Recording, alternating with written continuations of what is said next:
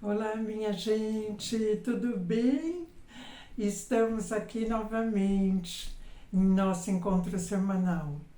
Cada vez um tema que eu espero que possa colaborar de alguma maneira com a percepção que você tem sobre você, sobre a vida e sobre as estratégias que você pode utilizar em seu benefício, aprendendo a lidar melhor com as adversidades e com aquelas coisas que tendem a baquear, sabe? Então, muito obrigada por sua presença, você que chega pela primeira vez, você que já está comigo. Lembrando que existe um Gmail, rosanecristine.terapeuta@gmail.com, caso você queira, se interesse, planeje poder fazer um atendimento individual, poder fazer um trabalho em grupo, grupo de mulheres, roda de conversa. A gente pode fazer uma tarde diferenciada abordando alguns temas de uma maneira lúdica, gostosa, e que dessa maneira a gente pode ir aprimorando e despertando a consciência. Então, gratidão pela sua presença. O tema de hoje é a questão da ideia do ser alguém ou se considerar um ninguém. Muitas pessoas dizem isso. Eu não sou ninguém. Quem sou eu? Eu não sou ninguém. Ou uma pretensão, né? Você sabe com quem você está falando? A pretensão exagerada do ser alguém. E como é que essas coisas repercutem na nossa vida?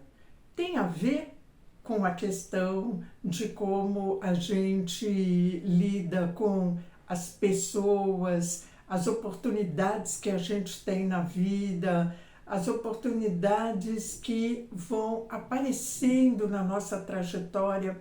Tem a ver com essa ideia que temos sobre quem somos, com o respeito que atribuímos ou não à nossa existência.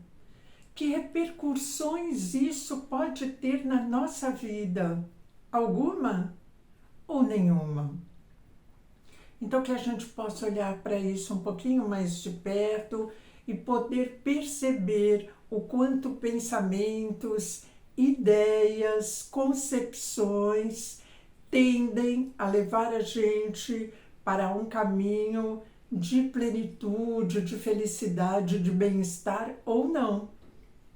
Ou o contrário disso, né? Aquela sensação de inutilidade na vida.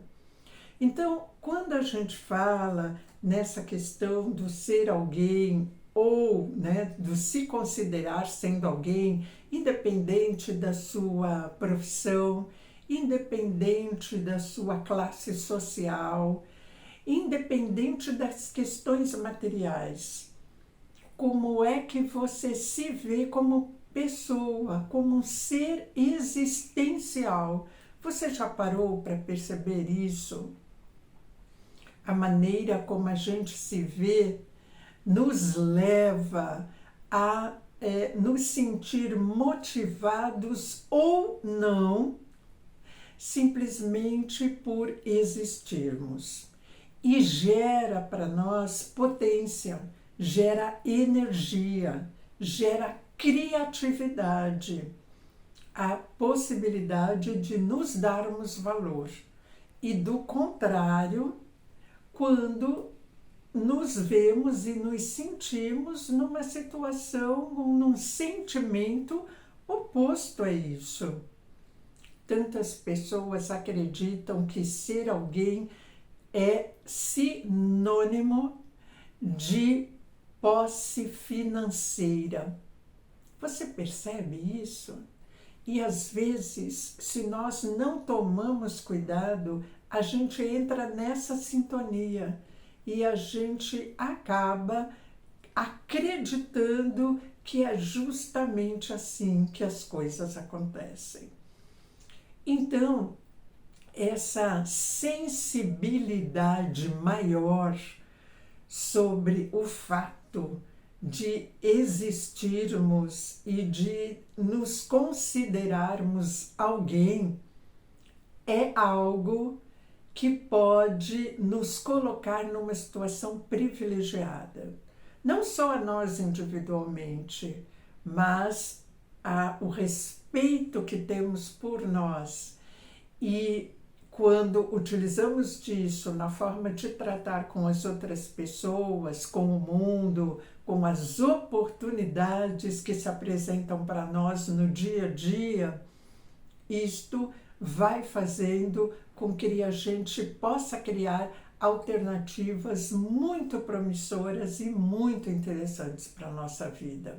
Você percebe, assim, quando eu falo dessa maneira, o que isto gera em você? Observe isso. Observe as pessoas as quais você conhece e em que dimensão elas se encontram do ponto de vista de qual é a imagem que tem delas mesmas. E você vem se associando a qual imagem sobre você? Lembrando que quando a gente respeita a nossa existência, isso não significa que tenhamos que ser orgulhosos e individualistas por isso. O que eu estou falando aqui é justamente o contrário. É a forma de a gente se tratar, é você perceber a forma que você se trata, que você se considera, e associar esta forma à maneira que você vem lidando com o mundo e com as pessoas ao seu redor. Porque quando aprendemos com nós mesmos e aprendemos de verdade, no sentido de apreendermos uma maneira de ser, a gente não consegue se livrar disso quando a gente lida com as pessoas e com as situações. Não dá para ter duas caras, sabe? Não dá para ser prepotente. E também não dá para se sentir inferiorizado. Não dá para estar nas extremidades. Há sempre um caminho de equilíbrio.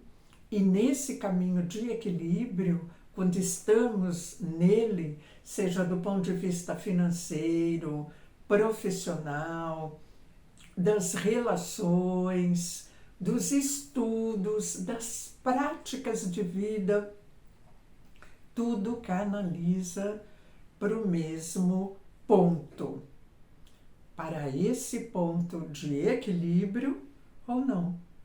O equilíbrio tem a ver com a sabedoria na maneira de tratar as coisas. Então, fiquemos atentos a isso. Estudos da neurociência mostram que a autopercepção está ancorada numa conexão vital com o corpo. Há um livro chamado O Corpo Guarda Suas Marcas, por exemplo. E o autor desse livro, Bessel van der Kolk, faz exatamente essa abordagem sobre essa questão da autopercepção relacionada à maneira de a gente lidar com as coisas do dia a dia.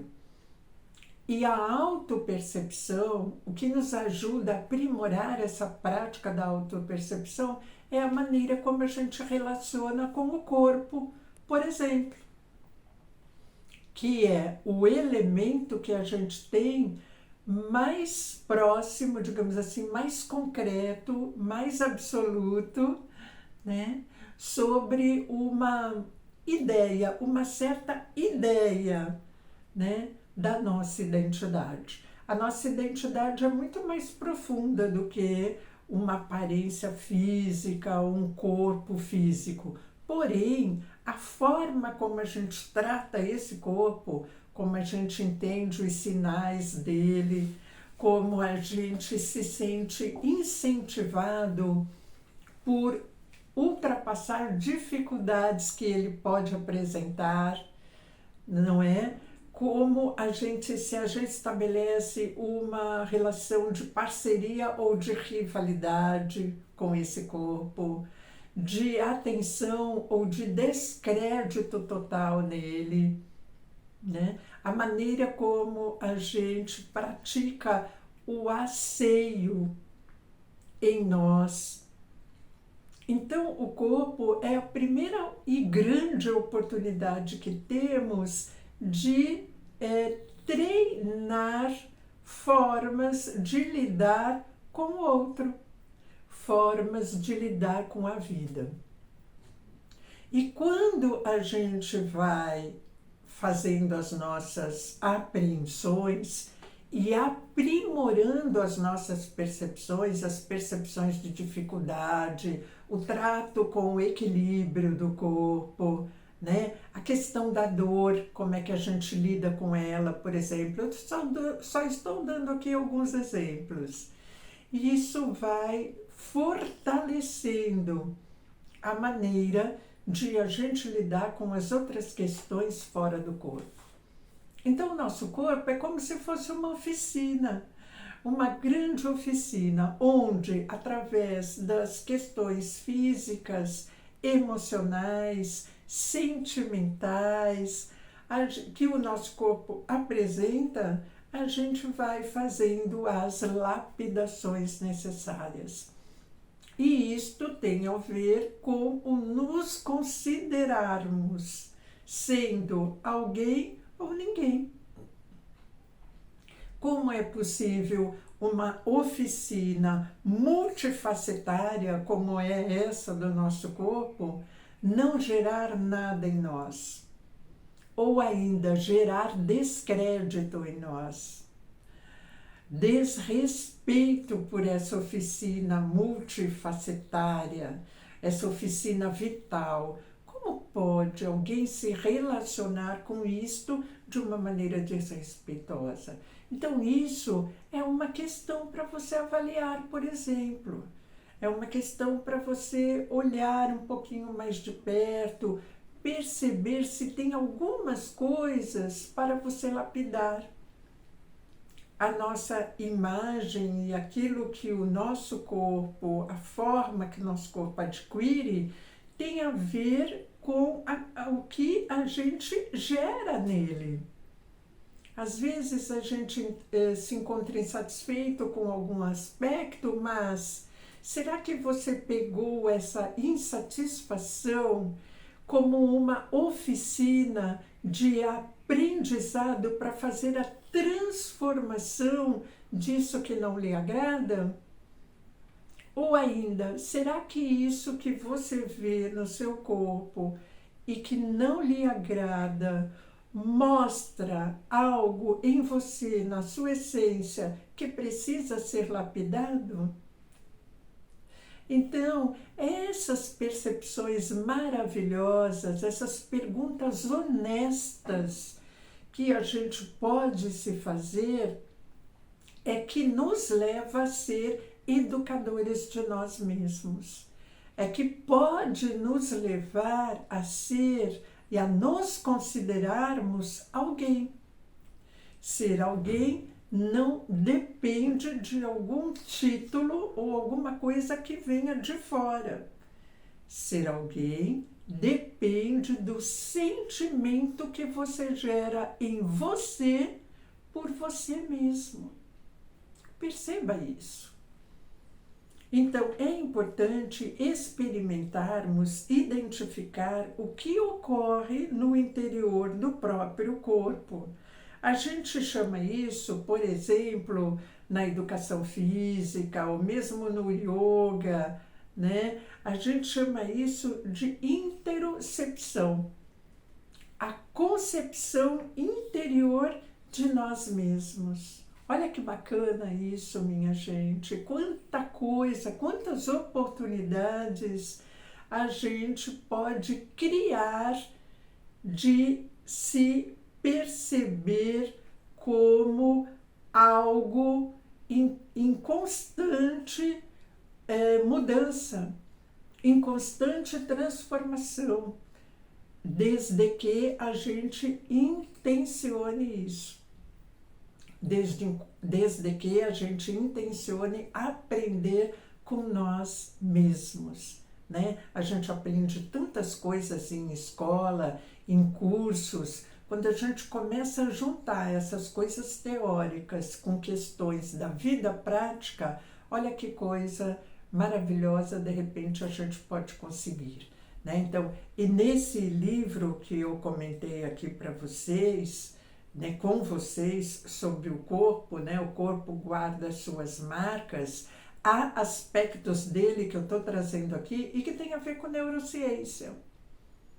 Mas é claro que o interessante que eu observo é pegar alguns desses aspectos e juntar, e juntar com outros aspectos e aprendizados de vida, aspectos que têm a ver com o autoconhecimento. Então a neurociência ela passa a ser um elemento, a nossa questão emocional um outro elemento, a concepção da mente, né, como a mente gera oportunidades para nós, é um outro elemento. A espiritualidade é um outro elemento. E quando cada um de nós consegue fazer a junção entre esses diferentes elementos e a gente vai aumentando a holisticidade, né? A gente vai ampliando a visão holística de nós mesmos, quantas oportunidades a gente pode criar para nós, de curar, de transformar, de nos rever, aprendendo a lidar com as dificuldades, porque esse é o ponto central, aprender a lidar com as dificuldades, a gente não pode esquecer disso. Então, essa capacidade de nos auto-observarmos e de sentir essa integralidade faz com que haja uma desconexão com as questões problemáticas, com as dificuldades. Na verdade, essa visão holística e de integralidade gera para nós soluções para as questões do cotidiano.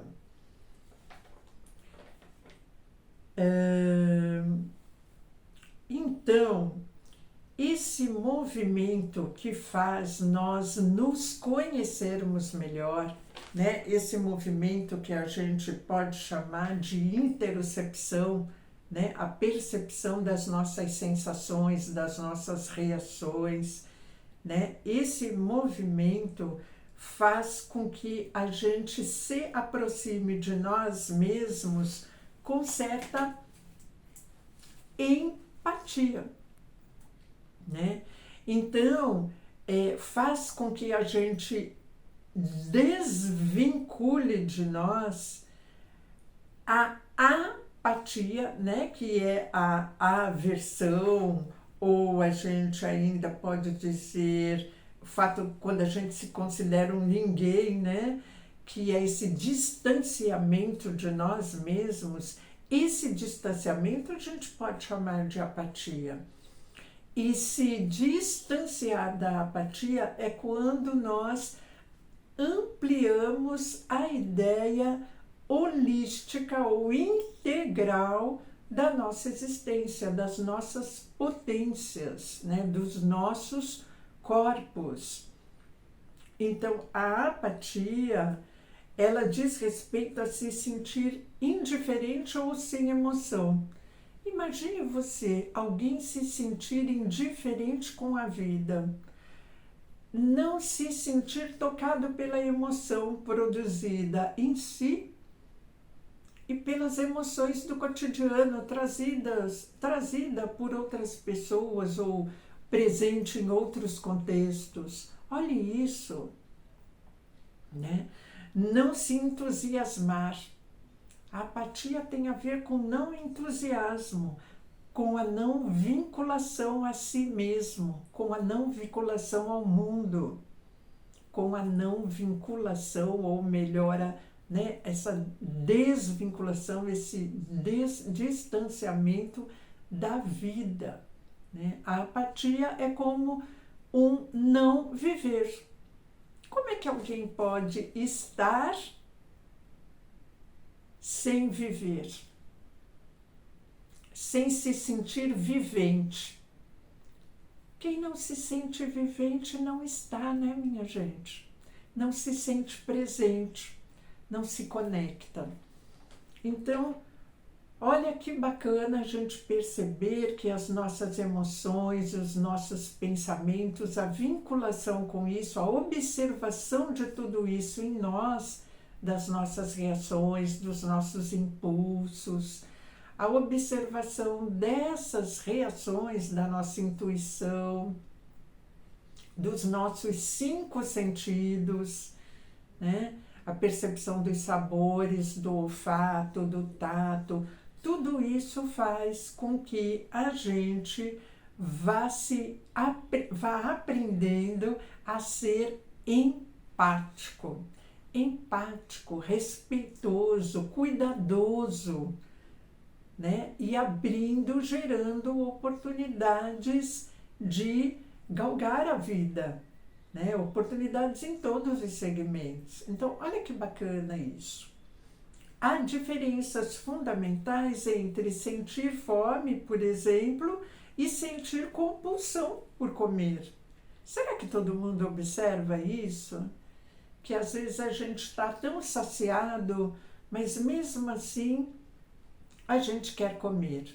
Às vezes uma compulsão gerada pela aparência de alguma coisa, ou pelo olfato, né? Pelo cheiro provocado por alguma coisa, né? Alguma coisa que está ali sendo preparado. Então, quando você observa que você está consumindo um alimento não por fome, mas sim atraído por alguma sensação que o visual, ou o sabor, ou o cheiro, né, o sabor conhecido, ou o cheiro provoca em você, você está exercitando o autoconhecimento, e você está exercitando a escolha. Ok, essa aparência é maravilhosa, esse cheiro é maravilhoso, mas não é isso que eu quero para mim agora. Ou é um pedaço disso que eu quero para mim agora. Ou eu vou consumir tudo isso agora. É isso que para mim nesse momento vai trazer algo de bom. Então essa ideia da escolha benéfica ou não, alguém só pode ter isso mais apurado quando faz as suas autopercepções. E quando, na verdade, então, por fazer essas autopercepções, se reconhece alguém, né? Reconhece os seus potenciais, as possibilidades que tem de poder lidar com as coisas desse mundo, né, com os atrativos desse mundo. Então, perceba isso, né? O que eu quero trazer para você são essas questões que façam com que você perceba a importância de tudo aquilo que o seu corpo oferece para você, ou melhor, os seus corpos oferecem para você. Há tantas coisas que você tem na mão, que você tem sob suas rédeas e que às vezes você não usa. E por não usar, ou por desconhecer, ou por desvalorizar, você baqueia mais, você sofre mais, você adoece mais. Então, perceba isso, né, por você mesmo. Estados emocionais se acham gravados na alquimia física do corpo, das vísceras, dos músculos, mas tudo isso pode ser desfeito. Então, alguma questão que de repente em algum momento gerou uma marca negativa ou um trauma, dependendo da intensidade disso, às vezes você precisa de um profissional para estar junto com você e desfazer tudo isso. Mas, dependendo da intensidade, não. Você até nem precisará tanto disso. Você precisará realmente da intenção sua, original, de rever essas coisas, de fazer uma reprogramação sobre o significado e a significância dessas coisas, né? De fazer uma mudança de sintonia, de reconhecer que há coisas, né, coisas que já aconteceram pelos motivos ali, naquele momento, que foram possíveis fazer com que elas ocorressem.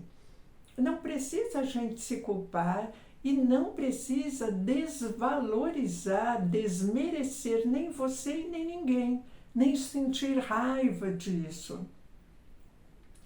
Tudo a gente pode olhar, né, sobre o ponto de vista de um aprendizado.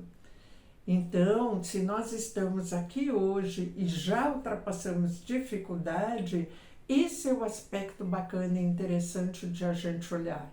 De alguma maneira, nós superamos. Podemos ter mais coisas a superar, mas algo em nós nos motiva a seguir em frente. Então, essa percepção é importante, a percepção dessa força, desse encorajamento, desse algo que nos leva a perceber os potenciais que temos, todos temos. Então, quando a gente tem tolerância por nós mesmos, pelas nossas atitudes, pelas nossas reações, quando a gente tem paciência e tolerância com nós, com os outros, com as questões do cotidiano, né, a gente vai aprendendo com isso a relaxar. E quando a gente relaxa, a gente enxerga outras alternativas numa situação futura. A gente enxerga, talvez a gente pode enxergar melhores alternativas para lidar com as coisas, diferentes daquela que nós aprendemos a usar até então. Mas isso é possível com tolerância, com respeito, com admiração por nós mesmos. E aí a gente vai se desarmando. E o relaxamento ajuda a gente, o relaxamento físico nos ajuda a aprender a desarmar, né? Tantos vídeos anteriores a gente tem praticado e tem feito, né? Eu junto com vocês, alguns aspectos para um aprender a deixar o corpo relaxar, a cultivar momentos de relaxamento. O relaxamento tem a ver com a autoconfiança, né? A confiança de que as coisas tendem sempre a seguir um caminho melhor, né? O relaxamento, eu arrisco dizer um pouco assim, que ele tem a ver com um sentimento, uma sensação de esperança e de experimentação de que a cada dia as coisas podem melhorar. Ainda que algo aconteça fora dos eixos, quando eu me provoco e eu me motivo, eu me dedico a fazer algo diferente, as coisas começam a acontecer dentro desse fluxo ou desse ritmo ou dessa sintonia a qual eu me dediquei. Então, bacana a gente perceber isso, né, minha gente? E isso tem a ver com o fato de nós estarmos aí experimentando ser alguém. Olha quantas formas a gente pode fazer E já nesse finalzinho do vídeo, eu tô querendo aqui, né, deixar esses aspectos para você pensar, né, de quantas coisas a gente pode, de quantas formas a gente pode se exercitar, que você veja isso, perceba isso e escolha as suas práticas. E eu quero deixar para você a mensagem sobre a atitude empática. Então, essa mensagem diz: tome uma atitude empática. Ou ainda, né? Por que não tomar uma atitude empática? E quem traz esse texto para nós é Sônia Café. E ela diz assim: como o oceano que contém e sustenta o movimento constante das ondas, a atitude empática se apoia na alma que contém em si todos os sentimentos que somos capazes de sentir. Todos os sentimentos que somos capazes de sentir. Às vezes a gente não consegue nem dar nome ao sentimento que estamos sentindo. Então, o que é isso? Não é? Quantos aprendizados a gente pode ter sobre as nossas sensações? Então, ao tomarmos uma atitude empática, irradiaremos a qualidade de quem está silenciosa e amorosamente presente ao lado de alguém. Às vezes até amorosamente presente ao lado de si mesmo. Compartilhando um só sentir, sem projeções, nem interferências no fluxo de como as coisas acontecem. As coisas acontecem como tem que acontecer, como é possível acontecer. Nem tudo está sob nossas rédeas, mas algumas coisas dos nossos corpos estão. E será que você está utilizando essa oportunidade? Somente a nossa alma terapeuta sabe ser perfeitamente empática. Precisamos nos unir a ela para agir com empatia em relação ao movimento constante dos sentimentos da nossa humanidade comum. Nós temos uma humanidade comum, nós e os outros. E a gente precisa aprender a lidar com essas coisas que externamente parecem diferentes. Minha gente, eu vou ficando por aqui. Que possamos valorizar aquilo que está à nossa disposição para nós mesmos praticarmos a transformação e a cura que tanto buscamos para dias melhores, para sensações melhores, para uma forma de lidar com a vida mais leve, mais serena. Eu agradeço muito a tua presença e a semana que vem a gente se encontra com um novo tema. Grande beijo!